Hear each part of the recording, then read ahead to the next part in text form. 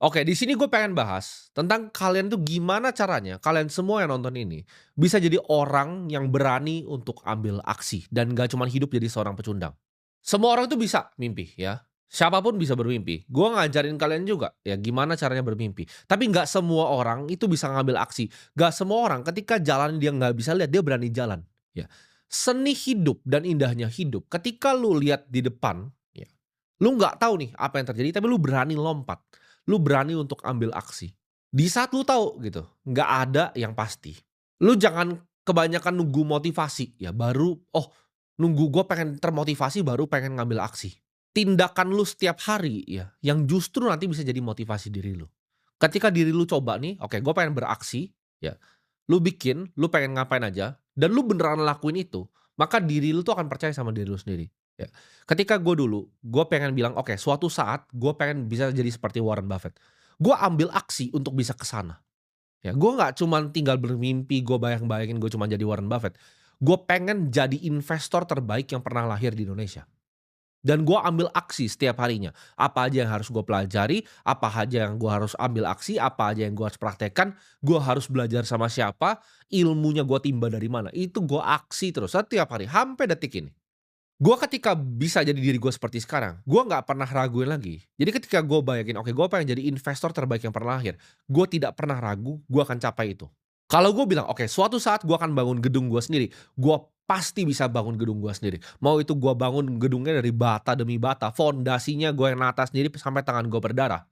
Gue akan pastikan sebelum gue masuk kuburan, sebelum gue mati, gedung itu akan jadi kenyataan. Hidup ini cuma kenal 2 orang, ya, antara pemenang atau pecundang. Lu tinggal pilih, ya lu mau cuma jadi orang yang nggak pernah beraksi jadi pecundang, atau lu mau jadi orang yang bisa menang. Dan gue tipe orang yang akan lakuin apapun yang harus dilakukan untuk bisa menang. Orang itu banyak yang ibaratnya kalah dalam hidup jadi pecundang, bukan karena mereka gagal. Gue juga gagal kok, banyak yang gue udah lakuin yang nggak berhasil. Selalu hal-hal yang gue coba banyak yang nggak berhasil. Tapi orang banyak gagal karena justru lu nggak pernah mulai. Banyak banget ya orang yang datang ke gua, "Tim, gue punya ide ini, gue punya ide itu, gue punya ide ini," tapi nggak ada yang pernah dikerjakan. Dunia ini nggak menghargai ide ya, gue selalu bilang ide itu sampah. Lu mau sukses lu harus bisa ngambil aksi, lu harus bisa eksekusi. Ide itu gue bisa lempar di mana pun, sering sekali di sini gue kasih ide-ide brilian. Tapi siapa yang bisa eksekusi? Siapa yang bisa lakukan? Dunia ini hanya ngehargain mereka yang berani ngambil aksi atas hidupnya. Contoh, lu bangun ya pagi ini, ketika gue bangun gue lihat keluarga gue ini masih miskin, gue masih butuh duit, orang tua gue masih butuh duit, adik gue masih butuh duit, kakak gue masih butuh duit. Gue harus ambil aksi. Kalau gue perlu jualan ke jalan, gue jualan ke jalan. Kalau gue perlu nyalain motor gue hujan-hujan datengin klien waktu gue punya agensi, gue lakukan itu, gue hujan-hujan. Gue kalau perlu hemat makan bakso isinya tikus, gue makan bakso isinya tikus, gue nggak peduli. Masa lu mau biarin orang lain itu ambil aksi terhadap mimpinya dan lu cuman diam di rumah? Aturan nomor satu hidup gue di dunia ini, itu selalu serang. Nah, banyak yang salah. Ibarat olahraga ya, mau main bola, main basket. Itu kita selalu diajarin menyerang dan bertahan. Hidup ini nggak suka sama orang yang defensif. Ini rahasia dari hidup yang gue belajar, ya. Saat gue masih kecil. Hari ini nih, ya, walaupun gue belum punya duit, apa aksi yang bisa gue lakukan? Gue mau nyerang nyerang nyerang, gue nggak pengen bertahan. Ketika gue punya uang, uang gue gimana caranya kerja, gue nyerang nyerang nyerang, ya. Bertahan itu belakangan, ya, gue nggak peduli tentang bertahan. Hidup itu, aturan nomor satu gue adalah nyerang, nyerang, dan nyerang.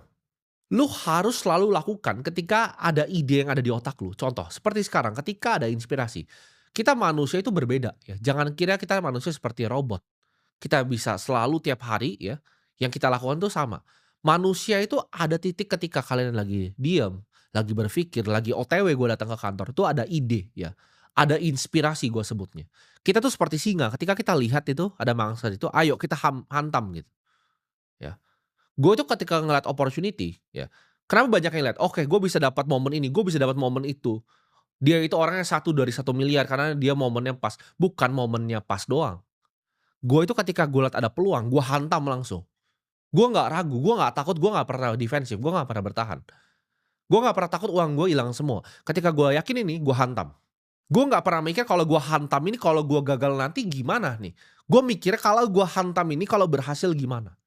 Apapun caranya, gimana pun caranya, sesulit apapun caranya, itu pasti gue hantam.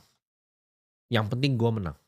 Karena pada akhirnya mereka yang berhasil dikenang sama sejarah, orang-orang yang berhasil jadi orang-orang hebat, itu mereka orang yang berani bermimpi ya, dan berani beraksi juga. Lu jangan cuman mau jadi penonton, ya lu cuman ibaratnya duduk gitu loh. Di saat tim lu main basket lu cuman tim hore. Di saat orang-orang pada menang lu cuma nonton sebagai orang pecundang, lu nggak pernah aksi, lu cuman duduk gitu. Dan lu berharap kok hidup gua nggak bisa seperti mereka, ya nggak bisa seperti itu. Dunia itu nggak pernah menghargai orang yang nggak ngambil aksi. Dunia itu nggak pernah ngehargain orang yang cuman duduk, jadi penonton, jadi supporter bola. Banyak yang nggak berani aksi karena mereka takut, ya. Gua kasih tahu, ketakutan itu nggak pernah real. Ketakutan itu adalah pembunuh dari otak. Ketika lu takut, itu otak lu udah mati di situ. Dunia ini memang dulu diciptakan untuk orang yang pesimis. Ketika ada semak-semak di situ, orang yang pesimis tuh selalu di-reward. Artinya apa? Ketika ada semak-semak, kalau lu mikir, "Oke, itu ada macan di situ." Lu kemungkinan hidup lu lebih banyak, ya. Sedangkan ada semak-semak dia mikir, "Oh, ini ada kelinci nih, bisa gua makan." Ketika dia buka zaman dulu ada macan, dia mati. Manusia itu ya, secara antropologi, itu didesain untuk jadi seorang pesimis. Tapi kita hidup di dunia yang udah nggak ada singa nggak ada macan gitu, di semak-semak. Pesimisme tuh nggak pernah di-reward. Lu harus jadi orang yang selalu berani untuk nyerang, nyerang, dan nyerang, ya. Gue nggak peduli, selama gue belum mati secara fisik, ya, fisik gue ini belum mati, belum masuk kuburan, gue akan serang terus hidup. Gue nggak akan pernah takut sama siapapun dan gue akan selalu coba untuk menang. Hidup ini nggak pernah ngehargain mereka yang paling pintar. Banyak orang pintar yang mati miskin, tapi hidup ini hargain orang yang berani. Ini satu lagi yang gue belajar ya, waktu itu tidak pernah berpihak sama mereka yang ragu. Waktu itu selalu memihak ke mereka yang berani untuk bertindak. Lu coba belajar untuk bikin diri lu pede. Ketika lu mulai ambil langkah-langkah kecil, lu dapatkan uang-uang kecil pertama, lu jadi makin pede ya. Ketika lu lakukan apapun skill lu, apapun craft yang lu tekuni, itu lu bikin diri lu jadi pede sedikit demi sedikit. Lu buktiin diri lu sendiri bahwa lu lebih besar dibanding ketakutan yang lu selama ini kira. Kebanyakan orang nggak pernah sukses sampai waktu tua kenapa? Mereka selalu nunggu, "Oke, gue nunggu momen yang tepat, gue nunggu waktu yang tepat." Akhirnya apa? Nggak pernah berinvestasi, selalu skeptis, makanya mereka nggak pernah mencapai kesuksesan. Mereka semua gue ajarin Bitcoin 2022, harganya masih 16.000. Apa yang mereka pikir? Oh, skeptis, ini adalah scam, ini adalah coin scam. Mereka nggak mau belajar, mereka sombong, mereka arogan, dan mereka pemalas. "Ah, males lah investasi, ah besok aja investasi." Banyak di sini yang nonton borong Bitcoin gue dari tahun berapa? Dari episode pertama. Tapi apakah hidupnya berubah? Sekarang 2025 udah mau selesai nih. Belum tentu berubah. Orang-orang begini ya, ini mereka yang sebenarnya dalam hatinya penuh dengan iri dan dengki dan paling pengen sukses. Tapi coba deh lu tanyain ke orang-orang ini, kenapa lu nggak mulai hari ini? Mereka pasti punya 1.001 alasan, ya kan? Oh, nggak punya modal untuk mulai investasi. Kalau dikasih modal pun mereka akan alasan lagi. Oh, nggak tahu belajarnya di mana. Ada tempat untuk belajar. Mereka nggak mau investasi layar ke atas, mereka sombong, "Ah, bisa dapat secara gratis." Itu pun ketika udah mau belajar ditunda, "Ah, nanti aja belajarnya." Atau mereka bilang, "Oh, belum siap, nggak ada waktunya untuk belajar." Mereka ini selalu punya 1.001 alasan untuk jadi seorang pecundang. Lu harus tahu, nggak ada yang peduli sama diri lu sendiri, kecuali diri lu sendiri, ya. Mungkin lu bisa bilang orang tua lu itu sayang sama lu. Tapi mereka nggak akan nyeret lu untuk kerja, mereka nggak akan pernah nyeret lu untuk ngambil aksi terhadap diri lu sendiri. Mereka nggak akan tiba-tiba hadiahin lu pakai supercar McLaren gitu.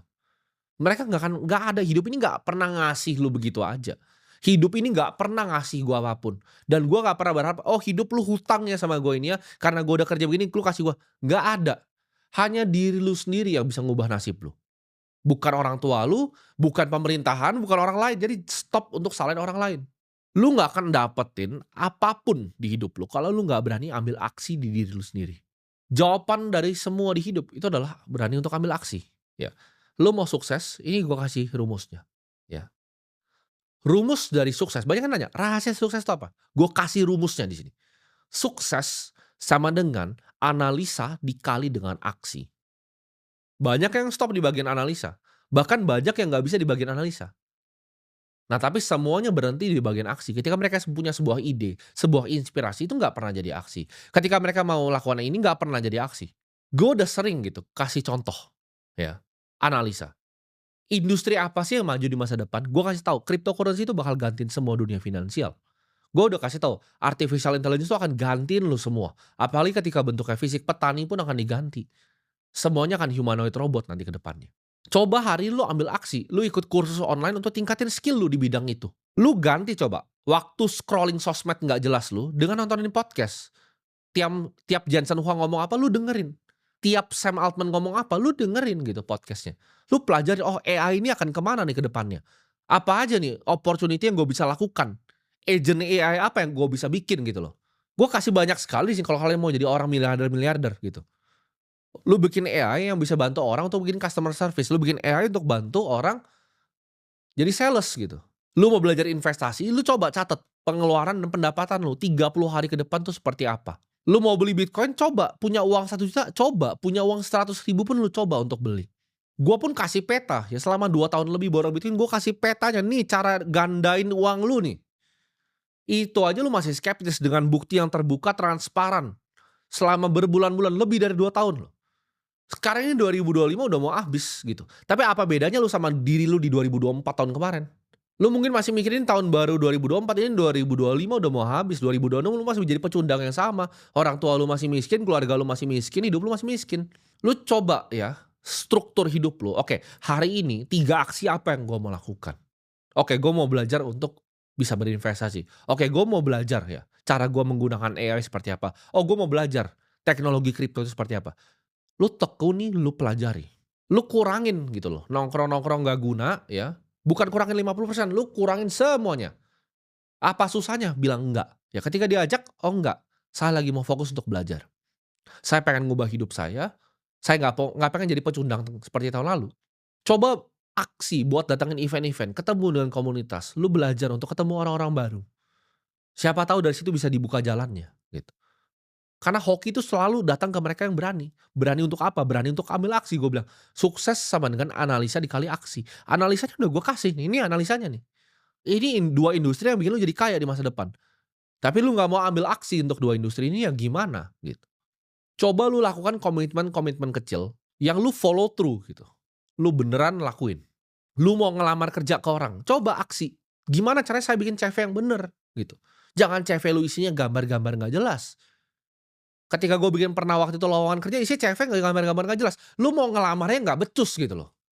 Gue liat CV pengen itu HRD gue kasih gue pengen gue buang ke tong sampah gitu. Gimana caranya? Lu mau cari kerja, oke gue bangun akun LinkedIn yang profesional, itu aksi gitu loh. Lu coba, lu mau mulai bisnis nih, setiap ada ide, ada inspirasi, lu catat, lu tulis gitu. Lu mau jadi investor yang jago, coba pelajari siapa investor terbaik di dunia, gimana cara mereka kerja, value investing itu apa, gimana caranya gue sisihkan 10% dari gue punya pendapatan gaji 10 juta, sejuta nih, oke gue mau belajar investasi, gimana nih caranya belajar investasi. Coba untuk beli aset produktif, bukan gaya hidup. Coba lu bikin target gitu. Gue mau aset gue di 2025 ini sekian. Nah, 2026 gue mau ini grow at least 10-20% nih. Gimana caranya aset gue berbeda sama tahun lalu? Jangan aset lu sama lagi sama tahun ini. Tahun lalu 3 tahun lalu aset lu jumlahnya sama. Lu cuma punya uang 20 juta gitu di bank lu. Oke, gue punya target gue mau punya 1 miliar rupiah di 2026. Lu capai target itu. 2027, oke gue pengen punya 2 miliar 2027. 2028, gue pengen punya 4 miliar 2028. 2029, gue pengen punya 8 miliar. Lu harus punya target yang jelas. Analisa ya, sukses sama dengan analisa dikali aksi. Itu analisanya tuh, lu bikin jadi sebuah rencana. Jadi dari mimpi, lu balut jadi sebuah rencana. Lu harus sadar ya, hidup di dunia ini tuh sangat singkat. Lu jangan dengerin orang-orang yang bilang, "Oh nanti sukses kayaknya nanti aja." Itu biarin aja orang-orang tua itu yang sukses. Karena gue kasih tahu di lu, 1 triliun di umur 24 tahun, itu sangat berbeda dengan 1 triliun di umur 36 tahun. Sangat berbeda dengan 1 triliun di umur 50 tahun. Lu nggak usah muluk-muluk bisa ngomong-ngomong jadi triliuner, lu jadi miliarder deh. 1 miliar di umur 24 itu jauh lebih berharga dibanding 1 miliar di umur 35. Jadi buat orang yang nggak ngerti ini konsep dasar dari keuangan, finance ini, ada konsep namanya time value of money. Uang sekarang itu lebih berharga dibanding uang di masa depan. Makanya gue suka ketawa kalau ada yang bilang, "Oh ada yang bilang lebih jago karena duitnya dia punya 2 triliun nih ya, uangnya dia punya 2 triliun di umur 40 tahun." Itu nggak berharga gue umur 40 uang segitu. Gue di umur 40 tahun uang gue udah berapa. Karena ada rumus yang namanya compounding interest, bunga berbunga. Lu nggak bisa bandingin itu apple to apple gitu. Lu harus sadar waktu itu sangat sebentar. Jangan jangan disia-siain.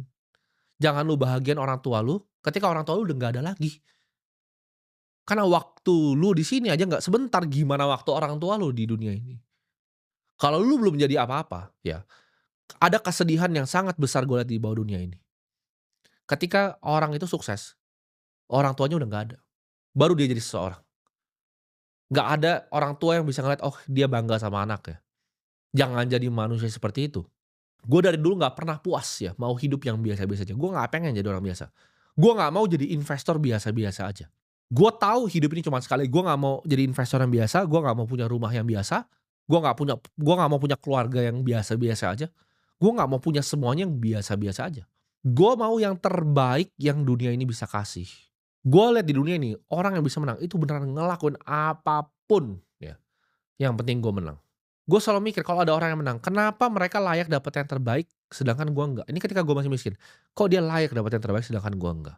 Gue nggak iri dengan dia, gue nggak dengki dengan dia, gue nggak benci dengan dia. Gue cuma tanya, apa yang dia tahu? Kok dia bisa layak dapetin apa yang dia punya? Sedangkan gue ini nggak bisa. Itu yang bikin gue panas.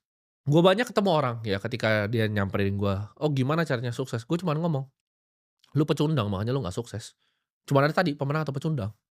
Lu ibarat balapan nih, mindset tuh kan banyak yang ketawain mindset ya. Mindset lu tukang beca gitu. Sedangkan mindset gue supercar. Kita balapan ya lu pasti mati. Lu mau goes sampai mampus pun kalau otak lu isinya tukang beca ya nggak bisa menang. Itu bukan masalah kerja kerasnya.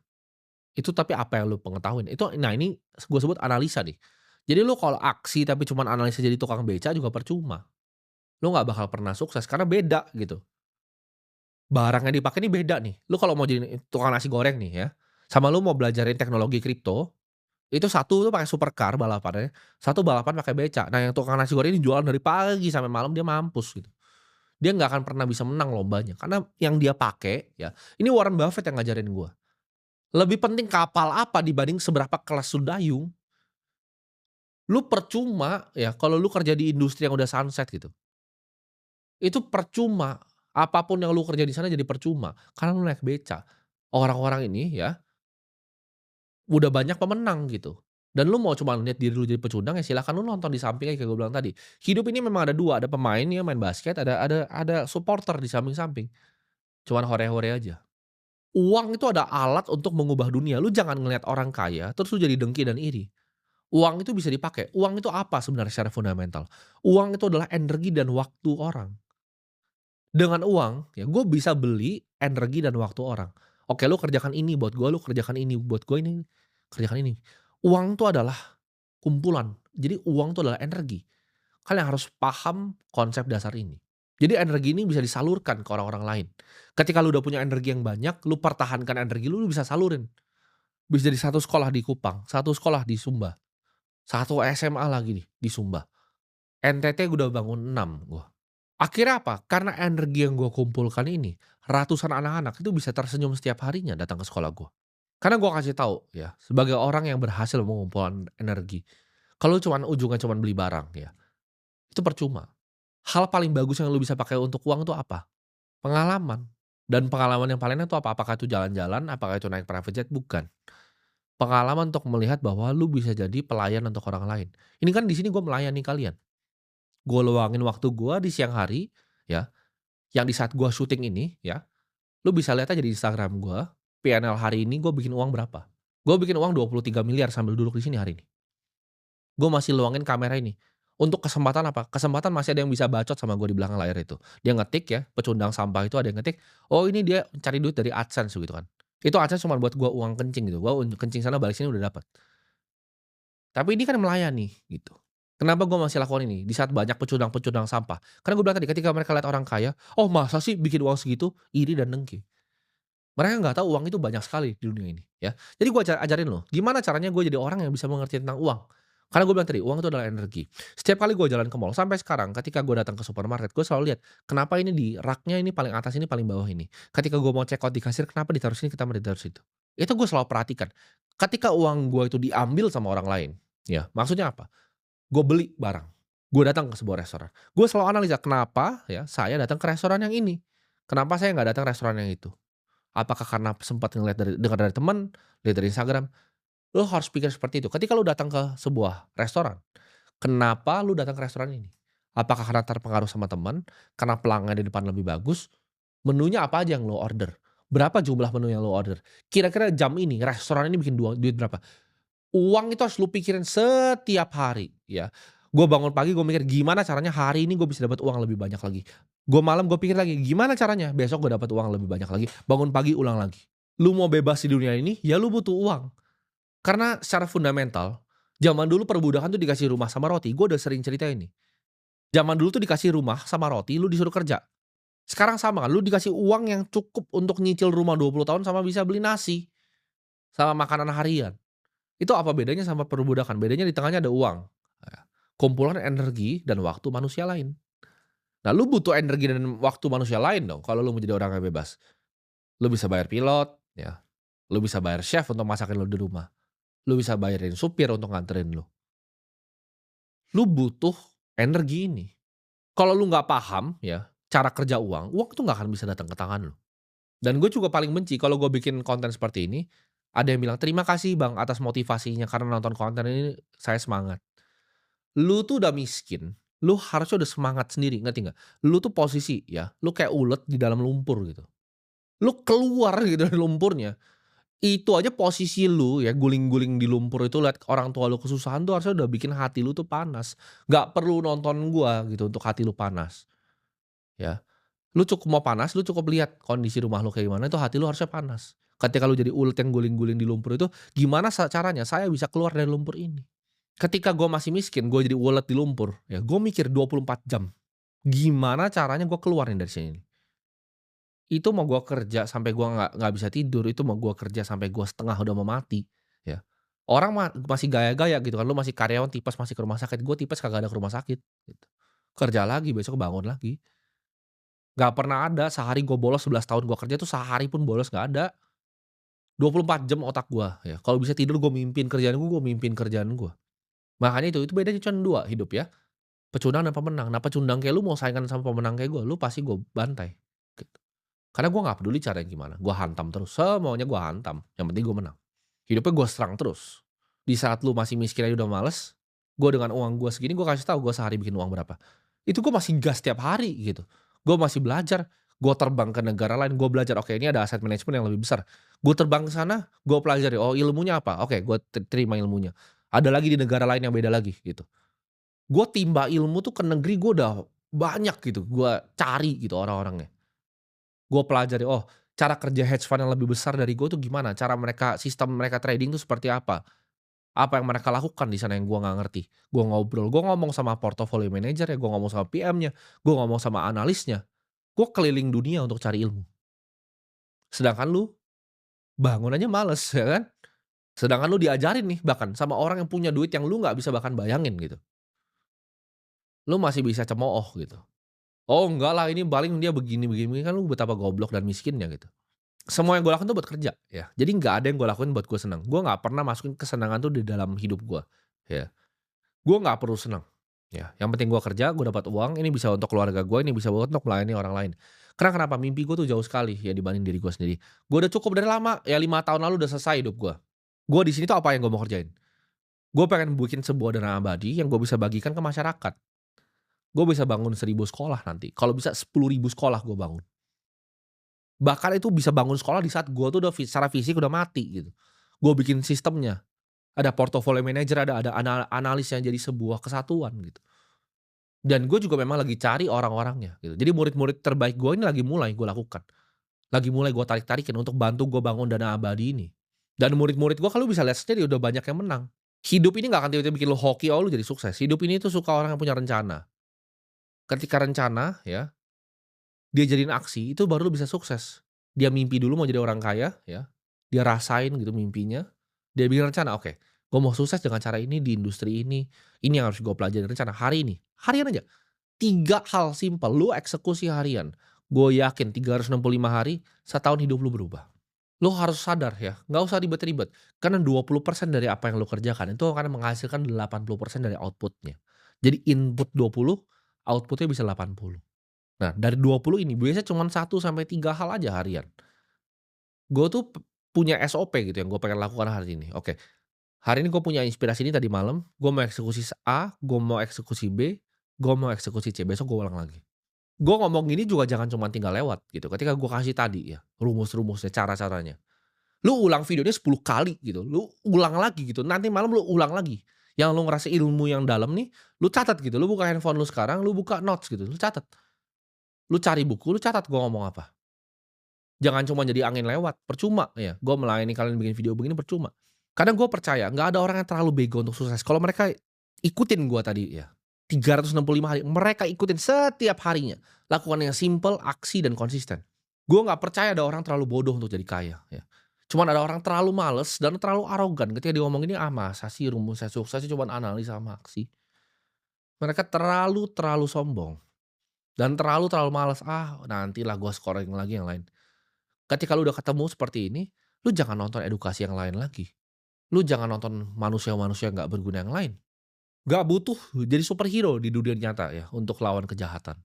Lu cukup jadi orang kaya, sama kayak Batman kan ditanya, "Super power lu apa?" "Ya super power-nya gue adalah orang kaya." Itu yang Batman ngomong.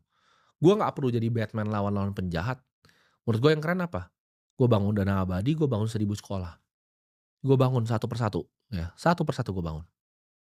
Itu menurut gue jauh lebih keren dibanding Batman ngancur-ngancurin Gotham City. Karena gue percaya kenapa? Ya kenapa gue bikin semua ini? Karena gue percaya dunia ini akan jadi tempat yang lebih baik. Kalau lebih banyak orang kaya itu gue yakin, ya, dunia ini pasti jadi tempat yang lebih baik. Ketika orang kaya banyak yang dengerin gue seperti ini, banyak yang punya hati untuk melayani. Bahkan banyak dari teman-teman gue sendiri akhirnya terpanggil, gitu. Karena gue misi bangun 1.000 sekolah, mereka terpanggil. Oke, gue juga pengen deh bangun-bangun sekolah seperti lo. Gue pengen banyak seperti kalian yang bisa lanjutin jejak-jejak gue. Jadi setelah nonton video ini ya, stop jadi pecundang dan berani untuk ambil aksi.